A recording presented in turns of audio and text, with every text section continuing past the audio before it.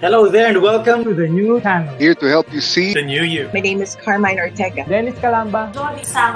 This is Nato Agbayani. My name is Juan Lu. I'm Chino. I'm Trisha. This is Apple Manansala. This is Attorney Carlo Ibanez. This is Attorney Sheila Santiago. This is Angie. This is Argamit. My name is Dante Salama. This is Jesse Francis Rebostillo. I'm Dania Cunha. Mon Mendoza. I am Mopet Erhino. I'm Leo Bryan. Mike. Nice one, dear. Sir Al Ian Barcelona. Marvin Salazar. This is Sunny Haldons. Heidi Lumainos. This is Ivan Jude. Patrick Geronimo. Alan Perez. My name is Erwin Ursua. Mine is Bob. My name is Lloyd Luna and this is Future. The Talk. Family Business. The Puppet Stories. After Shift. PNC Town Hall. YOLO. Marketplace. The Home Buyer. HR Hotline. Danny Art Show. Healthline. Foreign Affairs. COVID Stories. Awesome Day Show. Thank you. Money and more. Cybernext. Women at Work. Win Within. Port Project. The Big Picture.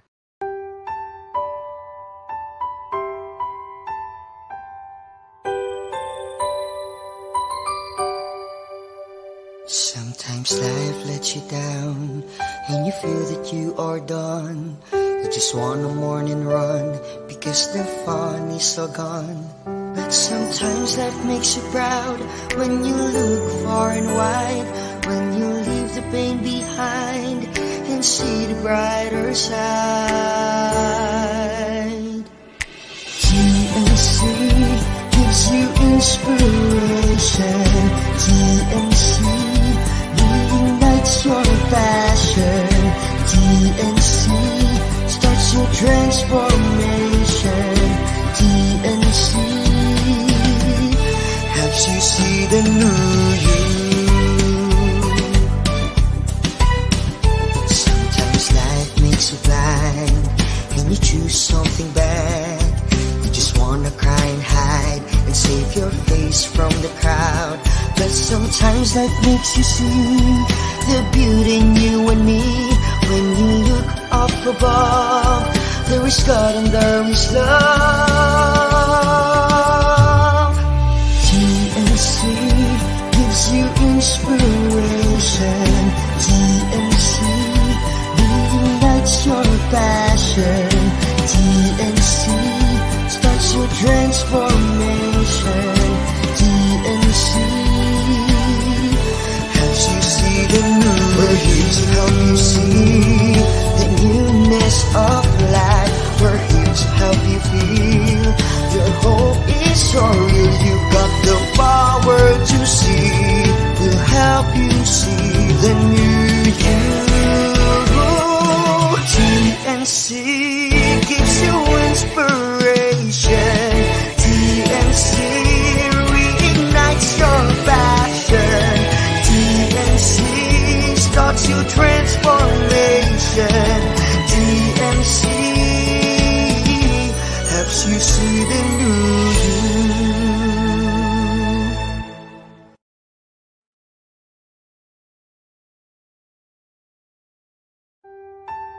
The new channel.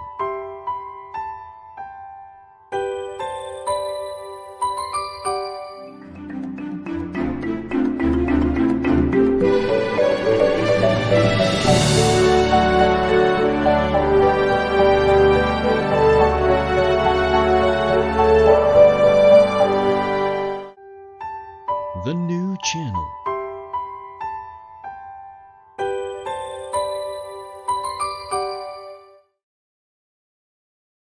The views, opinions, and insights expressed in the following show are those of the hosts, producers, guests, and viewers.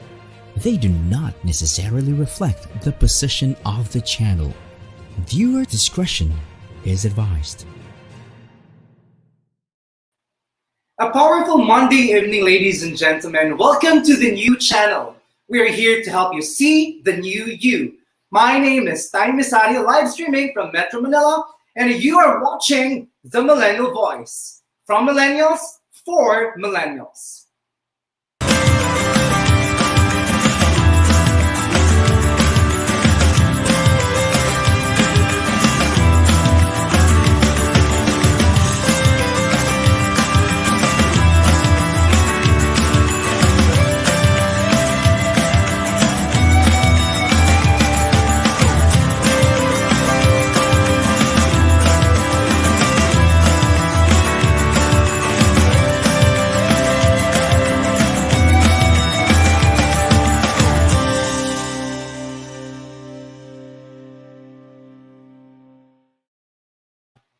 So once again, good evening ladies and gentlemen. Magandang gabi po sa inyong lahat.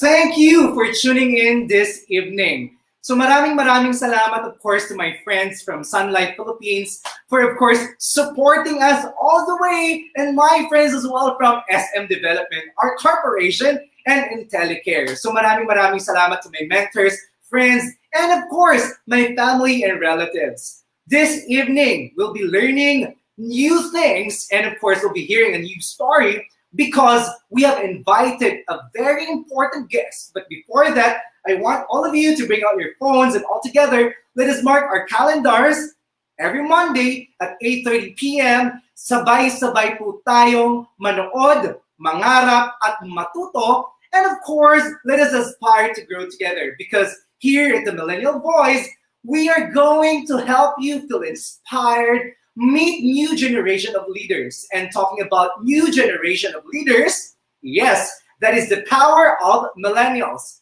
We have invited tonight a person very close to my heart, my college mentor, my inspiration. And not only that, he is one of the people who really inspire me to do well in life in all aspects. So ladies and gentlemen, without further ado, because we're only given 1 hour, and I want to make the most out of this evening, let's have Adrian. Oh, may audience tayo dito. Live audience. Okay.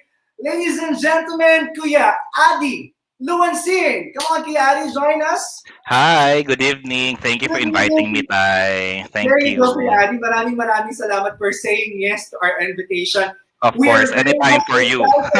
Yan. I want to learn from you personally. And of course, we have our viewers this evening, and I'm pretty sure gustong-gusto din po nilang matuto sa inyo. Yes. But of course, my first question is, kumusta po kayo, Kuya Adi? Thankful. Basically, I'm grateful for what I have right now. Kasi despite that we are undergoing pandemic, as we all know, all businesses, majority of the businesses are down right now. But I'm thankful that most of the businesses that I am in are kahit papaano surviving this particular pandemic. I'm grateful na kahit papaano yung mga employees na involved to my companies na bibigyan natin ng trabaho. And that is something that I'm really looking forward na sana nga matapos itong pandemic para at least maging good na ulit ang ating economy. Yan. Thank you very much, Kuya Adi, for that. And I love to hear it from you, because you are one of the people who influenced me about helping people, contributing so much to our community. And at this point in time, syempre, we are in the midst of pandemic. Alam naman po natin na everyone is really affected, kay businesses, lalong-lalo na po tayo, no, that we are really supporting a lot of families through our business. Correct. But my next question is, Kuya Adi, no, now that it's pandemic, I've heard, no, may narinig ako that you've been opening other businesses. So far, no, ano po yung nararamdaman natin that in the middle of pandemic, you are not only surviving, but really striving and thriving? Thank you, Tay. So, actually, may ups and downs kasi of course, as we all know, like I mentioned earlier, majority of the businesses are really down right now. Yung mga existing businesses ko are really got affected talaga by the pandemic. As one of my business is a training center, a training school. And as we all know, since no nagkaroon tayo ng lockdown last March, walang mga school ang pinayagang mag-open for the fear of contracting the disease. So technically, my school went down last March until we just reopened last September. So that's very alarming for me. But I'm thankful that I was able to diversify my business. Hindi lang iisa yung business na inopen ko when I started being an entrepreneur. So I have my food and beverage business, which I'm thankful na despite nagkaroon ng pandemic is we remained open.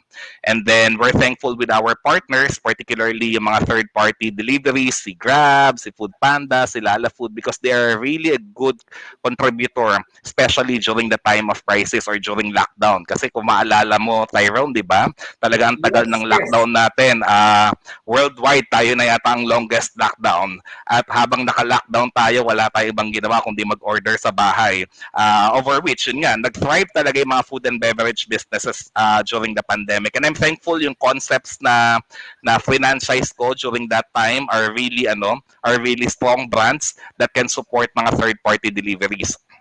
Then right now, you mentioned that we are opening new businesses. Yes, actually, I'm really looking very positive in the coming months. As we all know, the vaccines are going in the country.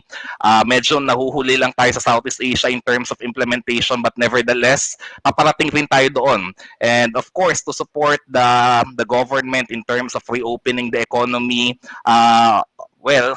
there's no other way but to go up. So we keep on fighting and trying to expand as much as we can para at least mabigyan ng trabaho yung mga kapwa natin Pilipino. I think that's the most important thing right now because as we all know, yung unemployment rate sa Pilipinas is sobrang taas, especially nung nagkaroon ng lockdown.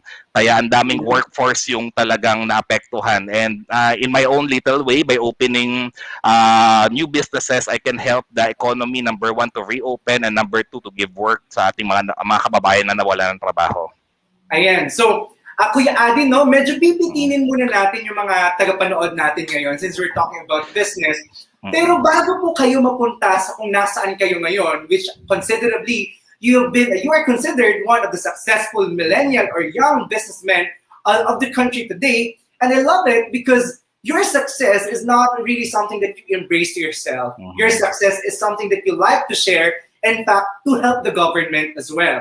Correct. But my question right now, Kuya Adi, paano ka nag-umpisa? Because, of course, I know you as someone who graduated from nursing, from the medical field, and now you are in the business sector. Now, I just want to know, Kuya Adi, because this is something that I'm pretty sure would also excite our viewers tonight.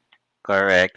Tama ka, Tyrone. So basically, I graduated a health course as a nurse kasi during the time that I entered FEU, by the way, I graduated in FEU. I'm proud Tamaro here.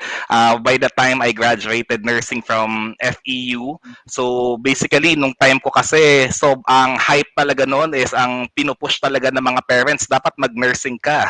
Kasi yun lang talaga ang course of the decade during that time. Pag hindi ka nag-nursing, hindi ka in. So technically, kahit na ang gusto ko noon is more on business management, economics, kaya lang syempre, alam naman natin, parents knows best, mother knows best. So basically, I followed kung ano yung gusto ng mom ko, so I took up nursing, and then upon graduation, honestly, wala talaga sa idea ko na I will be entering business, as in wala. Because after passing the board examination, ang plan ko talaga noon is really to go abroad. So I worked in the government hospital, I'm taking my experience. Kaya lang, at that time kasi, na-feel ko na parang yung kinikita ko sa hospital is parang hindi enough. Not only hindi enough for me and then hindi rin enough to support my family. So I think that's one of the contributor. Kaya napaisip ako na wait, parang I need to re-evaluate kung ano yung magiging plan ko sa buhay. And at that time, so basically nag-part-time ako maging review center lecturer, over which at that time dahil sobrang dami nga ng nursing, sobrang boom ng mga review centers, as in ang dami. So technically, naswertehan ko na naging lecturer ako, and then at that time, ang laki ng sweldo ng lecturer. So doon nag-start, nakaipon ako, hanggang eventually nakilala yung pangalan ko sa circle ng nursing, hanggang sa ang first entry ko talaga is nagkaroon ako ng sarili ko review center. So na-invite ako ng mga co-lecturer ko na magtayo ng review center, and then doon na nag-start lahat. I think yung first business concept ko talaga is something related to my course and something related to my passion. Kasi even before nung college talaga, I really love to teach. I really love to talk, dealing with people. So na-apply ko yung course ko, at the same time, na-apply ko yung passion ko. So during the review center days, naabutan ko pa yung peak ng nursing. So nag-boom talaga yung review center business ko. Doon nag-start lahat. Yeah, so I can pretty much relate, Kuya Adi, with your story, because myself, medyo napunta din ako sa nursing just because it was really oo nga. And talking about that, Kuya Adi, we have our friends and syempre fellow Tamaraw supporting us tonight. We have here Ate Camille Kalangi. We have Akil, Almadali Akil, of Crew Finds. I'm wearing the shirt that I bought from you. So ayan, may ako rin, naka-Crew Finds ako. Yeah, pati si Kuya Adi, si Akil. So guys, if you're looking for branded clothes, now you can just check out on Instagram. That is Crew Finds. Also, live from Paco, Manila. Eliza Castro, go Tamaraos. Let's go Tamaraos. Let's go. Also, we have here, I think, student ko po dati, no? Galing Sir Adrian Joseph Luansing, complete name talaga from Carlo Castillo. We also have Lance Cordova, Doc Adi. Also, ayan, Ken Vargas. My dear Ken Vargas, super proud of you, Kuya Adi. And to the next, and to the rest of Team Luansing. Tama po yan, no? Team Luansing po yan. Eh, because the entire family is really supportive and really solid. So now, ayan, Ate Camille, go Kuya Adi, go Tay. Love you too. Love you both. We love you too, Ate Camille. Ayan, so, ang dami kong tanong sa'yo, Kuya Adi, actually. But right now, since you came from nursing, napunta po kayo sa review center business, then now it's a totally different and not medical related. But of course, we can apply the principles in the medicine, no, probably in sustaining good health, the cleanliness, how should I call that? Something that we can apply in the business right now. But I want to know who influenced you po, okay? Who is your inspiration to really jump, okay, 100% into entrepreneurship or putting up your businesses? That's a good question, Tay. Kasi as we all know, of course, may training ground kahit papaano. Although I didn't graduated in a business school. But nung bata kasi ako, ang parents ko talaga entrepreneur na eh. We have a small canteen before nung elementary ako. And then during my elementary days, para magkaroon ako ng baon, I used to sell sa mga classmates ko.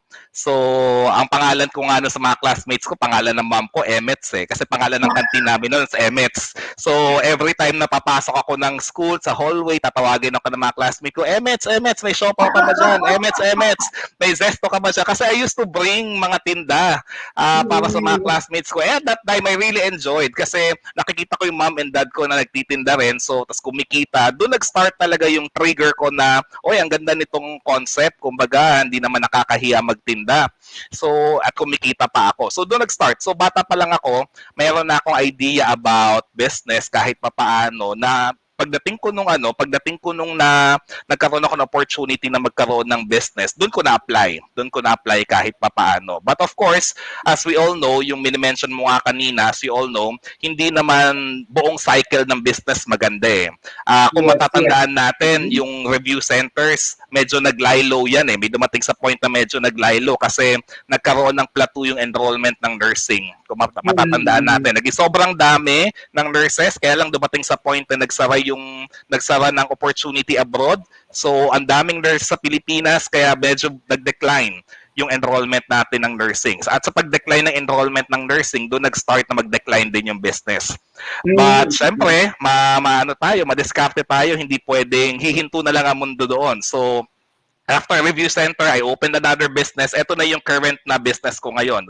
That is a training center for healthcare professionals. Kasi na-foresee na natin na parang after pumasa ng board examination, dapat may continuous learning yung mga professionals. Especially, there is a law na before mag-renew ng professional license, dapat may mga CPD units. So, at that time, na-realize ko na siya. So, technically, nakapag-open ako ng training center.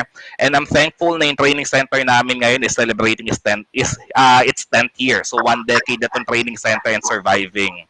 So, naapektuhan man ng pandemic, but still, we're open and we are trying our best to survive this particular crisis. Yeah. Kuya Adi, thank you for that. And would you mind sharing to us the name of the training center and what do we cater right now? Yeah, it's FDM Training Center for Allied Health Professionals. So we are catering for all short courses along medical field. So we are training doctors, nurses, radtech, medtech, pharmacists, all short courses that can help them in improving their skills, improving them as a professional, and trainings that is required in going abroad, lahat yan available kay FDM Training Center. And we are living with our name, FDM, because we believe that Filipinos deserve more. So expect quality trainings, expect na we are giving the best for this particular endeavor. Yan. I love to hear that from you, Kuya Adi, no? Kasi from the name itself, that is FDM, which means Filipinos deserve more. May puso, ramdam na ramdam po yung puso sa ginagawa niyo, Kuya Adi. And that is really your trademark ever since. But of course, no, before we present once again, no, meron po tayong friends no, na naka-duty ngayon at nanunood live from the hospital. We have Album de Mayak-Yak. No, good evening to Hi, Doc Doctor. Album. Ayan, so we have also viewers from Bacolod City. Ayan, proud of you, Kuya Adi. Ate Trish Aquino.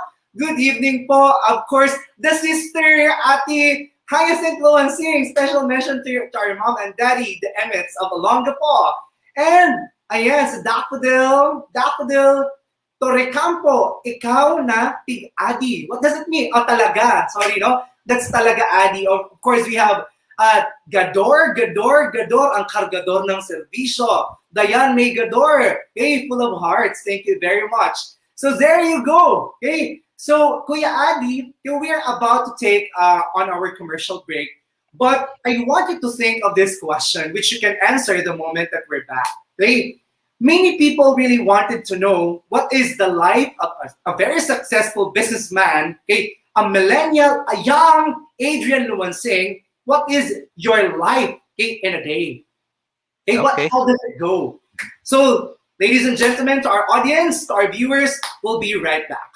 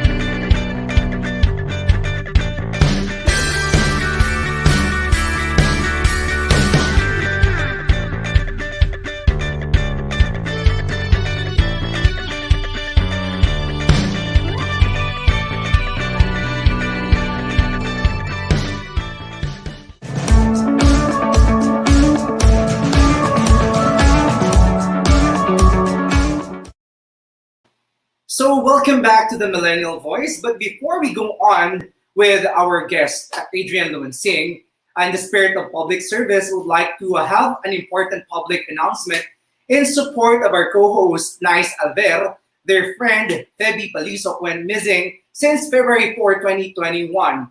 He was last seen in Pasay going to Bikutan riding motorbike. If you have seen him or know his whereabouts, please reach out to us via TNC Facebook page or directly through his wife at 0917-572-8072. Thank you very much. All right. So that is really TNC, and we are really here serving the public, serving the people. So once again, we're back here at the Millennial Voice, from millennials for millennials. So right now, we have left you, all of you, with this very important question, which is something that we all wanted to hear from our very own guest, Mr. Adrian Kuya Adi Luansing. Kuya Adi, can I have you back? Yeah, thank you, Tyrone. So I think very interesting yung question mo. Kasi with all the businesses that I have right now, magandang tanong nga yan. So I start my day early. So I really wake up early. I wake up at around 4:30 to 5 o'clock a.m. And then before, I used to do triathlon. I wake up early kasi I have a sport. I do triathlon. So, as part of my training, I need to wake up early and do early trainings for swim, bike, or run. Kaya lang dumating sa point na sobrang busy na ng training and then sobrang busy na rin ng business. So, medyo naiwan ko muna yung triathlon. Medyo napabayaan natin yung pagiging fit for a while. But right now, when I wake up early at 4:30 or 5, my first 2 hours, ang ginagawa ko talaga is to answer emails. Kasi the whole day, medyo hindi na ako nakakatingin ng phone ko, hindi na ako nakaka-check ng emails. So, my first 2 hours upon waking up is, ayun na, nag-answer na ako ng mga official emails. And then, around 7 o'clock, 7:30, yan na talaga pinaka-start ng pinaka-start talaga ng kabisihan ko. Kasi at 7:30, with this new normal, start na ng mga meetings. As we all know, medyo naging, fanatic na tayo ng Zoom ngayon. Samantalang before, we don't know Zoom, we don't know any kind of and etong gantong klaseng methodology, but right now meetings are very legal anytime and anywhere. So at as early as 7:30, so nag-start na yung mga Zoom meetings ko, and then mostly yung meetings ko sa morning are mga hospital meetings ko, because aside from the training center, I'm also into hospital business. So I'm involved in 16 hospitals nationwide. Ako ng core group, so basically medyo busy kumbaga yung role ko sa hospital. So from 7 until 12 noon, tuloy-tuloy na Zoom meetings and for the hospital. And then 12 noon, ayan, I'm having my lunch, and then 1 o'clock, ayan, from 1 o'clock until night, ang pinagkakabisihan ko naman is yung other business ko, particularly yung food and beverage business ko. So, as mentioned earlier, I'm also involved in several food and beverage concepts. So, I'm directly involved kasi I really love also food. Aside sa teaching, isa pang bagay na talagang gusto ko is food. So, naging madali rin for me to enter this business kasi passion ko rin talaga ang food. Not only cooking, but yung pinaka-food pinaka-concept ng food itself. So from 1 to 7, ayan, I'm busy with those matters. Then 7 o'clock, pag 6:30, 7 o'clock, pag may time pa, I go to the gym. Medyo kahit pa paano, we work out, some cardio. Then after 7, dinner, and then pag may time pa, konting social media, then yun na, tulog na. Yan. So, Kuya Adi, thank you very much for sharing that. You know what? I've read some articles about waking up in the morning. Well, it's a lifestyle or a practice of millionaires out there, and I could say you are one of them, diba? So, Kuya Adi, I just want to ask, why is it important for you that you start your day as early as 4:30 a.m.? Kasi number one talaga, for me, kapag ka medyo na-late tayo ng gising, medyo sloppy na tayo eh. For me, that is for me. Medyo sloppy na ako eh. Especially kapag ka weekend, di ba? Pag weekend, wala tayo masyadong gagawin. We try to wake up at late para makabawi ng tulog. Kaya lang medyo sloppy na eh. And then siguro talaga nakasanayan ko na, hindi na ako rin kasi nag-a-alarm. Talagang automatic na yung body clock ko, 4:30 talaga nagigising na ako. And more importantly kasi, that's my only time to reply for emails and Viber messages and text. So, yeah, yung particular first routine ko in the morning is really important na kailangan bigyan ng oras. So, talagang binibigyan ko talaga siya ng halaga. Yan. So, Kuya, I also want to know, you mentioned that you work out as much as possible. You work out at least, every day, or dati, di ba, you were so involved in triathlon. In fact, I can fully remember, I think you joined a competition in one of the gyms, which I cannot mention, but you joined a competition. It's a physics competition, diba? So what was your motivation during that time, and how did it help you or prepare you in preparing probably your discipline to wake up early morning and, become more powerful, energetic, and more focused when it comes to putting up your businesses?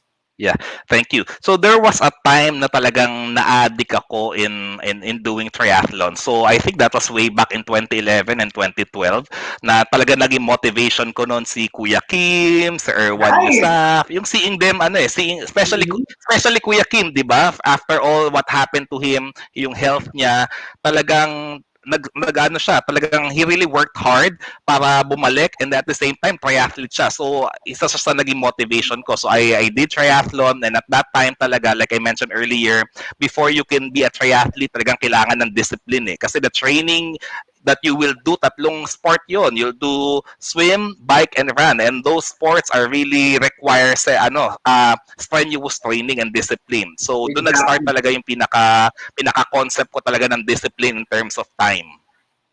Ayan. Kuya Ali, talking about discipline, kasi this really matters for me now. Like, in our team, our hashtag right now, aside from leading the way, it's actually love, discipline, and victory. And I want to focus on discipline.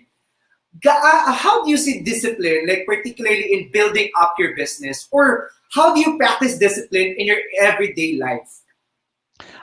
That's very important, Tyrone, especially in business. For me, like ko ang sinasabi, pagka nasa business tayo, pag nasa trabaho tayo, talagang walang special, walang kahit anong dapat na maka-affect on that particular aspect because we are working on this particular business. Kaya nga, even though my parents are involved, yung mom and dad ko are involved, yung sister ko involved in the business, like ko sinasabi sa kanila, pag nasa work tayo. Hindi pwedeng ma-involve ang kahit na ano. Because kung hahaluan kasi natin, maapektuhan yung business decisions natin eh. Yun yung pinaka ayaw nating mangyari. So as much as possible, we need to stay focused on our goal para at least lahat happy at the end of the day.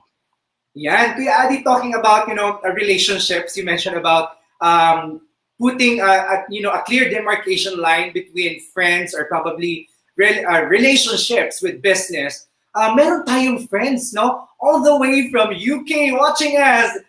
Congratulations, Doc Adi and Tay. I'm so proud of you both. With love from UK, Jan, Ayi, De Leon, Ati Ayi, good evening po. Also, Louie Makatungal is watching us. Kuya Adi, ang dami niyo pong supporters. Ito po, from Leicester. So grateful of this man. So proud of you, Boss Adi. And syempre po, one of our successful medical practitioners as well, Kuya Chax Yu, watching us from the South, Las Piñas. Congrats, Kuya Adi. Kuya Adi po, alam niyo po na maraming nagmamahal sa inyo. Okay? At alam ko po na marami po sa mga kaibigan niyo also work for you or, really part of your company in operations or in any aspects of the company. I just want to know, okay, paano niyo po sila ini-encourage to join you? And how do you talk to them in establishing a clear demarcation line?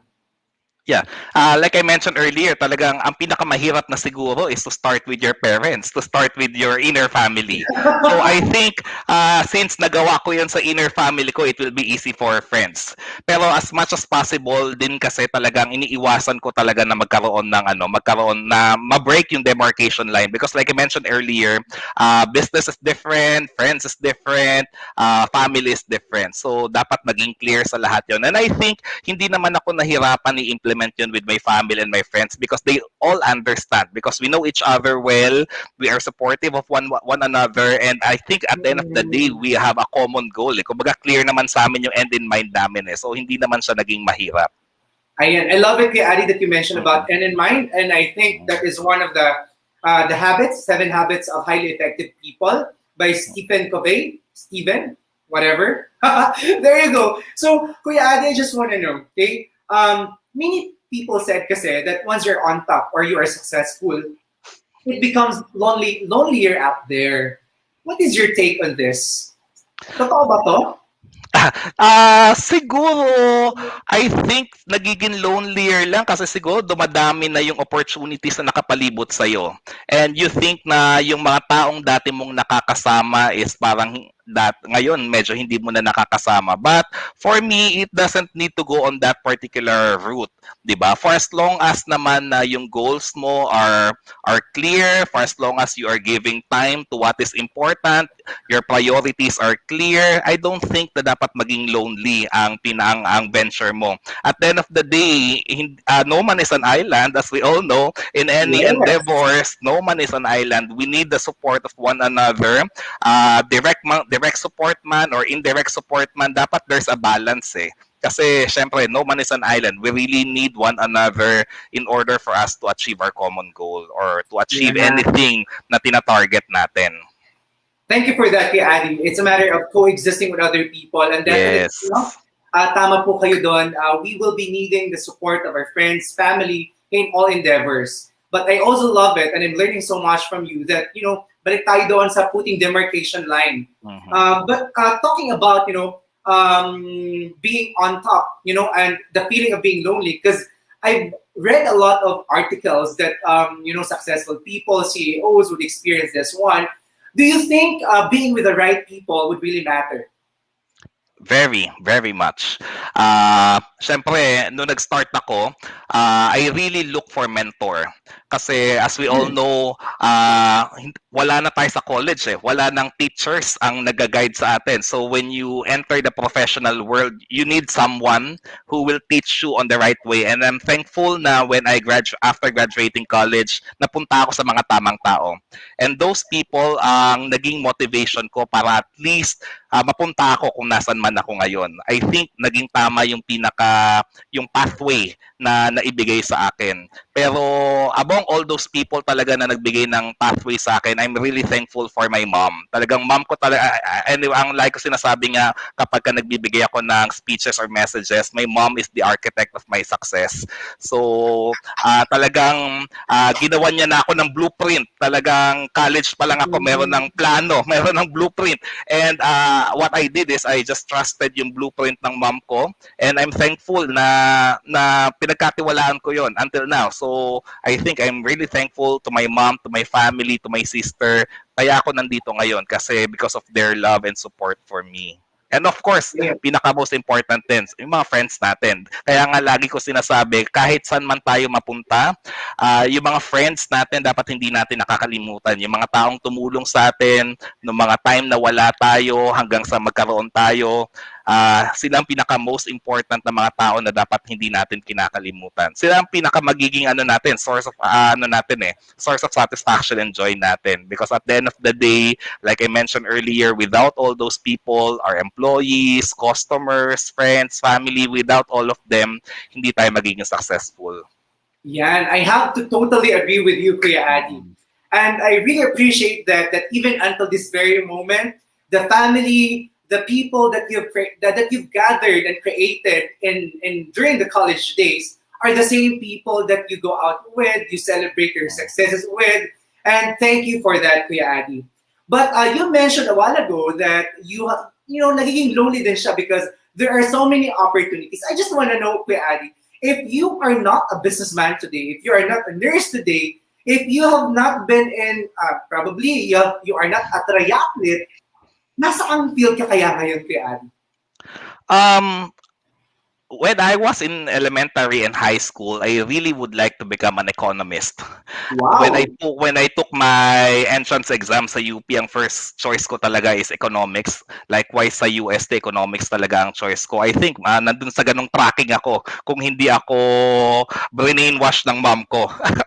Kasi high school pa lang bine-brainwash na ako eh. Magna-nurse ka. Walang ibang course kundi nurse. So, pero I'm thankful. Kung hindi ako sumunod, siguro wala ako dito ngayon. Ayan. So thank you for that, Kuya Adi, no? Nakakatuwa, no? Kasi we can see now that even if we try to create the path, no? Or our parents would try to create the path for us, talagang itutuloy pa rin natin yung something that we're passionate about. And I want to know, no? Aside from what you're doing right now, what are the things that makes you busy, or what are the things that gives you joy and satisfaction? Things that you are passionate about.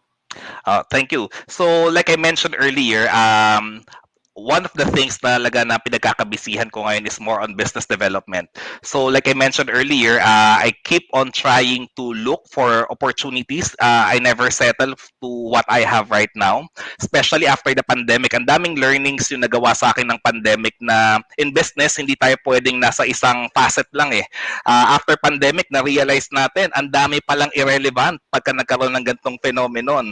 Parang during the pandemic, ilang sector lang ang naging relevant. So I think that's one of the greatest learning na natutunan ko during pandemic, na to be really flexible and diverse para at least at any way kung ano man mangyari is ready tayo. So right now I'm trying to look for other business opportunities na pwede kong mapasukan or ma-thrive in. So yun yung isa sa talagang pinagkakabisihan ko. Then aside from that, I'm taking an active role in the hospital. In one hospital, I am the current president and CEO, and then several hospitals, I'm part of the board of directors. So with all those opportunities coming in, I think talagang minsan nga kulang pa sa akin ng 24 hours a day. Ayan, so at the same time, very helpful talaga yung pagising natin ng umaga. Correct. Adi, I have a lot of questions, really, but sadly, we have to go on another break. At this time, I want to leave you with this question, which you can answer the moment that we're back. Kuya Adi, hey, so definitely everybody wants to be like you. Everybody wants to be as successful as you are, but not everyone has that, the capital or the monetary capacity to start a business. Hey, and probably most of us here would want to know, what are your tips for those who want to start their business later on? Hey, what are your tips for those who are having or struggling with capital? Hey, so we can start our business. So answer that the moment that we're back, right after this break.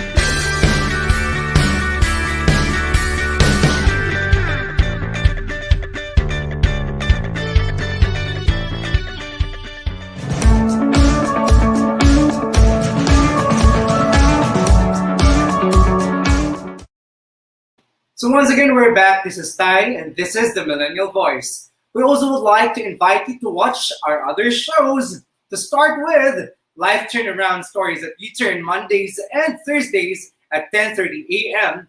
The stage is yours at the TNC The Talk Mondays at 12 noon. Have an awesome day Mondays at 2:30 p.m. The Home Buyer guides you to a property Mondays and Thursdays 4 p.m. Laugh and learn from the Puppet Stories Mondays 5:30 p.m. Notable personalities and their stories on the Big Picture Mondays to Fridays at 7 p.m. with Coach Lloyd Luna. Listen to this generation, of course, every Monday. This is the Millennial Voice, Mondays at 8:30 p.m. Learn together across borders with Foreign Affairs Tuesdays at 10:30 a.m. Human Resources and Management on HR Hotline Tuesdays, Thursdays, and Saturdays at 12 noon. While Home brings a well life Tuesdays and Saturdays 2:30 p.m. A journey continues moving on business Tuesdays and Fridays 4 p.m. Learn from the market leader Tuesdays and Thursdays 5:30 p.m. Never too late for mental shift Tuesdays and Thursdays 7:30 p.m. USA and Wednesdays and Fridays 10:30 a.m. the Philippines. Money and More Tuesdays 8:30 p.m. Philippines and 5:30 a.m. USA. Cybersecurity is key at CyberNext Wednesdays 12 noon. Health is Wealth at Helpline Wednesdays at 4 p.m. Coping and Coupling Couple Goals Wednesdays at 5:30 p.m. Chill and Bose After Shift Wednesdays and Fridays 8:30 p.m. Your Rights, You Law Thursdays at 8:30 p.m. Emerging in Practical Technologies at TechU Fridays at 2:30 p.m. Magbenta, bumili at tumulong at TNZ Marketplace Fridays and Saturdays at 6 p.m. Dream, Achieve, Nurture, and Inspire at Danny Art Show Fridays at 5:30 p.m. Celebrate Women at Work 9 a.m. Saturdays. Time to hear positive news on COVID stories Saturdays 10:30 a.m. Family business is everyone's business, Saturdays 4 p.m. Beauty and beyond, beauty beyond what your eyes can see, Usapang Beauty, Saturdays 5:30 p.m. Success stories on the fourth project, Saturdays 6 p.m. Dubai and 10 p.m. Philippines. Strategize and win in life through Win Within, Saturdays 8:30 p.m. Catch us also on our originals one day, TNC Arena, TNC Press Con, and TNC Town Hall, Saturdays 7 p.m. co-hosted by TNC founders, Coach Lloyd Luna and Mami Apple. Town Hall is where we talk to you, our valued audience. More upcoming shows follow TNC Now on Facebook and YouTube. Allow your passion to inspire you, and together let us see the new you. Once again, this is the Millennial Voice, ladies and gentlemen. Tune in live 8:30 p.m. every Monday. So there you go. We are now back, and we call in again our guest, Kuya Adi Luansing. There you go, Kuya Adi. We want to know, hey, let's go back to the question. Hey, what are your tips for those who are aspiring to open their business without having a capital? Actually, that's a good question, Tyrone. Kasi when we are mentioning capital, we're thinking money lang ito eh, di ba? We're thinking about pera lang ito. But in business, capital doesn't only translate to money. So capital can be money, it can be time, it can be effort. So if you really would like to go into business for as long as you really love what you're doing, you have a passion in that particular concept, you may. Kasi like I mentioned, hindi naman pera lang pinag-uusapan natin dito. But make sure when you want to enter business, number one thing is you really know the concept. Don't go into any business na hindi mo alam. Like for me, when I entered the review center business, it was easy for me. Ang hindi ko lang alam yung business side eh. Pero yung core ng business, yung teaching, yung healthcare, kahit bali-balik na rin mo yun, alam ko yun eh. So technically, naging madali yung dynamics ng business sa akin. So I think that's one important thing that you really need to know when entering business. Dapat alam mo yung core concept. Number two, dapat you know your market. Of course, not all businesses will thrive in a specific area or era. So technically, you need to know your target market. You need to know kung sino yung pinaka magiging support ng customers ng businesses natin. And then, of course, number three, you need to think of the kumbaga purpose eh. Kumbaga ano yung purpose ng business? Bakit mo ba naisip na magnegosyo ng ganyang particular concept? That is very important because pag hindi mo na translate yung purpose na yon, hindi mo na communicate yung purpose na yun sa mga customers natin, there's a higher probability na mag-fail yung business. So dapat make sure ma-communicate natin mga customers natin kung ano yung pinaka-purpose o pinaka-end in mind ng business natin. Ayan. Thank you so much, Kuya Adi. 3 points that we have to remember. First is know the core concept. So basically, you have to know the business. You have to know the ins and outs of the business. Second is, we're talking about the market. Okay? Sino ba yung gusto nyo mag-benefit dito? And most importantly, the purpose why you're gonna be having that business. So Kuya Adi, I want to ask you this question. And I think this is very important, knowing that we have been in the business for quite a long time. Kuya Adi, what is your vision? Okay, probably in 5 years' time or 10 years' time in your business or in all your endeavors? Okay, thank you. So primarily, my vision for my business right now is to have multi-diverse businesses. So when I say multi-diverse businesses, so I would like to enter different food concepts. So right now, I'm into beverage. I want to enter other trades in food para at least maging dynamic yung concept na pinapasok ko in terms of food business. In terms of training center naman, I would like to explore other opportunities in other healthcare related courses kasi currently we are focusing on 5 major courses only. So I would like to explore the totality of the whole healthcare industry. So that is for my training business. And then for the hospital, of course, I would like to continue building hospitals to different parts of the Philippines because as we all know, we are really lacking yung healthcare facilities dito sa Pilipinas, especially naramdaman natin yan during the pandemic.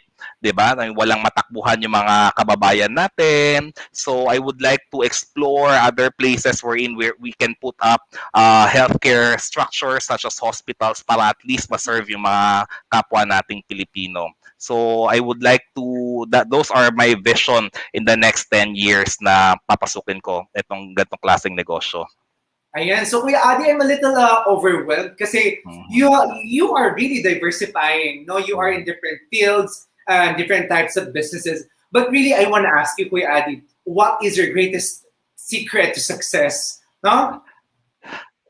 I think being grateful. I think that's my secret to success. I'm always grateful. From day one na I started this business, I'm always grateful to the people na tumulong sa akin. I'm always grateful to my mentors. I'm always grateful to my employees, to my customers. I think pagka nakita kasi ng tao na grateful ka sa lahat na nangyayari sa'yo, everything will be easy. And then number two, I think another important thing is always to keep your feet on the ground. Whatever happened, how far you may be, I think wala namang dapat magbago. And let people edify what you have kasi it's a no-brainer eh. Pagka naging successful ka, pagka grateful ka, kapag you're keeping your feet in the ground, I think everything will follow. Everything will follow. And I'm really thankful na yung mga opportunities is keep on coming. And then another thing that I would like to advise everyone is kapag kumatok yung opportunity, technically talagang pagbuksan natin. Yung risk appetite natin, problemahin na lang natin yan kapag napasok na natin. Pero minsan lang kumatok ang opportunity. Yeah, I have to agree with you, Kuya Adi, no? And talking about gratitude, talking about all these things, humility, I have to agree kasi I do believe in blessing blockers, no? Whenever we are not humble enough, no, we are ungrateful of the things or the people, okay? What they give us, the support that they give us, okay? May it be physical, emotional, or whatever that is, financial, okay? If we are not grateful, definitely it blocks more blessings. But if we are grateful, it opens more opportunities for all of us. Okay? Yes. So, ayan, Kuya Adi, no? Ang bilis ng oras. It's already... 1 hour na pala. Ang dami na natin na pag-usapan, but definitely it's really bitten. But I want to go straight to some questions that would really benefit all of us or our audience tonight. Kuya Adi, no, medyo kilig lang tong questions na to. Okay. But we want to ask you this question. And this is because this is really the core of our show, the Millennial Voice. Okay? Being a millennial, okay, what do you think is your contribution to the community right now? I think my greatest contribution right now is giving work as much as possible to the fellow Filipino people right now, because as we all know, we are in a state of crisis. We are in a pandemic. Kaya nga, I'm really striving to open new businesses. I'm really striving to create more concepts, to give opportunities to our co-Filipinos, because at the end of the day, tayo lang din yung magtutulungan eh. Tayo lang din yung magtutulungan. So I think one of the contribution that I can mention right now, yun nga, is giving opportunities to our co-Filipinos, especially in this time of crisis. Yan, Kuya Adi, no? So talking about giving opportunities, I want to ask Kuya Adi, ilan na po ba yung employees natin or yung staff natin ngayon? Okay. For our hospitals, each hospital, we employ around 150 to 200 employees. So building 16 hospitals nationwide, that's around 3,200 employees. For my food and beverage concepts, I have several branches in Metro Manila. Each branch around mga 10 to 12 employees. So currently, we have a pool of 200 employees. And then for my school, I think we're employing around 100 employees. Na over which, even though nagkaroon ng pandemic, at least ngayon, all of my businesses are really open. And I'm really thankful na more than sa na-open namin yung businesses, ang pinaka-importante talaga is we are giving work to our co-Filipinos. Kasi ano yan eh, kumbaga relate na yan eh. Yung pagkakaroon nila ng trabaho, meron silang kinikita, meron silang iuwi sa mga pamilya nila, especially at this very difficult time. And I think yun talaga isa sa pinaka blessing for me. na masasabi ko talaga. Yan, tama yan, no? So Kuya Adi talagang sobrang nakakakilig knowing that you are helping more than 3,000 families. We're not only talking about 3,000, people or souls that you are helping, but we are talking about the families that they are also supporting. Correct. So, Kuya Adi, maraming salamat, particularly right now in times of pandemic. We have 16 hospitals operating and serving the Filipinos. And not only that, sabi mo nga kanina, no? During the lockdown, the start of lockdown, myself is guilty kasi yung bumuhay talaga sa akin is food delivery, particularly I was alone. And I don't cook in my unit. No? So yung daily food ko talagang it's from Food Panda or Grab Food, no? Or even Lala Food. Tama po ba ako? Tama. Ayan. Then, another question Kuya Adi, no? What is that inner voice that keeps you moving or that really allows you to continue pursuing your dreams? Okay? Siguro, for me, I think clear kasi yung end in mind ko eh. Clear yung vision ko. Clear yung gusto kong marating at this point of time. I think yun talaga yung pinaka-motivation ko, inner motivation ko eh. Na at this point of time, feeling ko nasa halfway pa lang ako eh. Feeling ko hindi ko pa na-achieve yung goal ko sa buhay. And I think isa sa pinaka-importanting bagay if you really would like to pursue into business is dapat clear talaga yung objective mo, clear yung goals mo, clear yung gusto mo mangyari. Para at least yun yung magiging blueprint mo eh. Yun yung magiging guide mo towards achieving that particular target or that particular goal. Ayan. So, Kuya Adi, no? And knowing that you have a bigger goal ahead of you and we are millennials, sabi nila pag millennial bata, no? We are a little stubborn, no? We don't stick to the job. Madali tayong ma-dishearten. Hey, I want to ask or I want to know what is your message to the millennials out there who are watching or listening right now? Correct. Tama ka sa mga description mo, Tyrone. Kasi I myself, I'm really employing millennials. Ang dami kong millennial na employee, actually. When I started the training center and review center, ang mga millennial employees ko, especially mga fresh graduate, pag pumasok sa companies yan, mapagalitan mo lang ng konti yan. After few months, resign. Di ba? I think maraming makaka-relate doon eh. Then pagka lumipat sa kabilang company, pagka napagalitan ulit, resign. I think siguro one important thing na I would really like to share to the millennial people is number one, talagang there's no really perfect world. In order for it to be perfect, dapat lahat tayo mag-a-adjust eh. Kumbaga, we really need to coexist with one another. We really need to adjust to the situation at hand. We really need to understand one another. And I think pagka na-create natin yung gano'n, magkakaroon tayo ng magandang environment. I think one important thing talaga na gusto kong stress out sa mga millennials is number one, yun nga, we really need to be flexible, especially at this point of time. Yan. So being flexible would really require a certain skill. And really, we have to learn a lot of things. Learn the ropes wherever you are right now. Kung nasa anong industry ka man, be grateful about it. Going back to the things that Kuya Adi shared a while ago, if you'll put that into action, you will embrace that definitely. Ang sarap makita na yung generation natin are successful. And that is the vision of this show, to really open up the minds of the millennials out there. Ayan, so mga friends natin dyan na palipat-lipat ng trabaho, do not forget, there is no perfect world, there is no perfect company, there is no perfect job. Be the right person. Be the perfect person. Parang relasyon lang yan. If you are going to enter a relationship, would you like to agree with this, Kuya Adi? Agree. Be the perfect person. Be the perfect person. Diba nga? So, yun. So, Kuya Adi, last question. What are the 3 values, the core values that you'd like to share to the millennials, na alam mong nanggagaling sa'yo at alam mong you embody it? Okay. Number one, I think like I mentioned earlier, the first value is number one, you need to be grateful. Always be thankful to what you have right now. I think kapag grateful ka, magiging magaang lahat eh. Magiging magaang lahat. Number 2 is be contented. So, tayo rin naman ang nagsaset ng expectations natin eh. So technically, yung inner joy natin, tayo rin naman ang nagko-control. And I think being contented, makakatulong sa atin yon. And number 3, I think siguro pinaka most important value for me is to have a clear vision.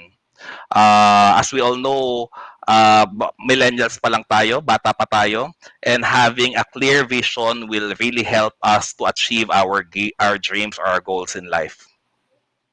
There you go. So maraming salamat kay Adi. Gratitude, of course, be contented and having a clear vision.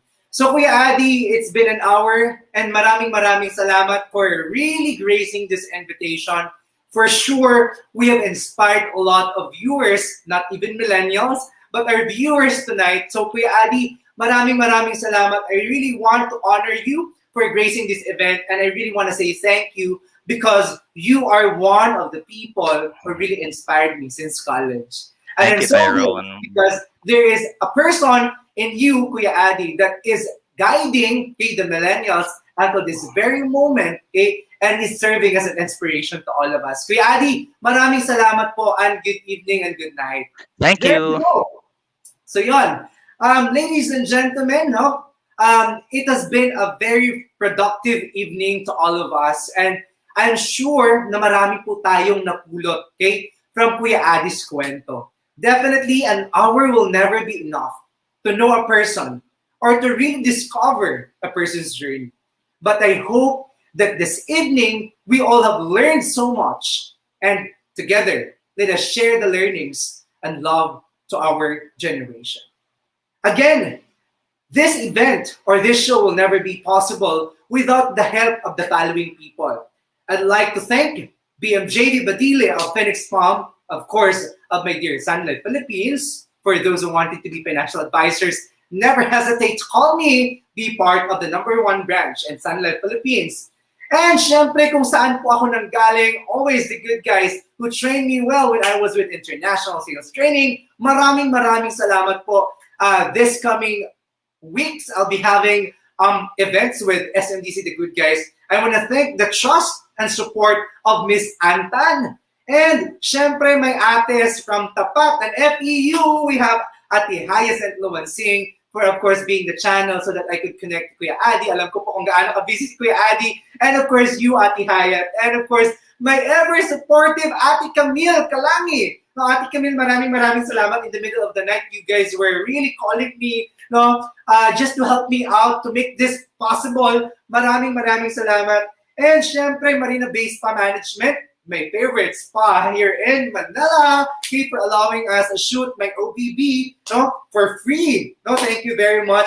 And syempre, Miss Nicey Salamangos of Lajeunesse Lifestyle Center, who's also our sponsors. And talking about Lajeunesse, guys, they are located at Mall of Asia Complex. Lajeunesse Aesthetic Lifestyle Center will actually take care of you, your health, and of course, your physical looks.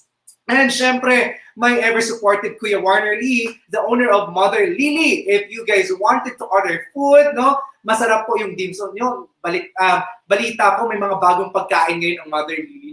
Mother Lily, search them on Facebook. And syempre, Health and Beauty Philippines, the store, the physical store, is located in Antipolo City. But you can reach them out on Facebook. That is Health and Beauty Philippines. And they are also available on Lazada and Shopee. So there you go. Thank you very much. We're barely new. We're just on our episode 3. But definitely people are trusting us, their brands. And we do hope that we'll be having more brands to support us, to sponsor us. So sa mga may negosyo dyan, if you really want to promote your businesses as well, never hesitate to contact the TNC or the new channel, or you can go straight to the Millennial Voice, Tay Mesario, myself.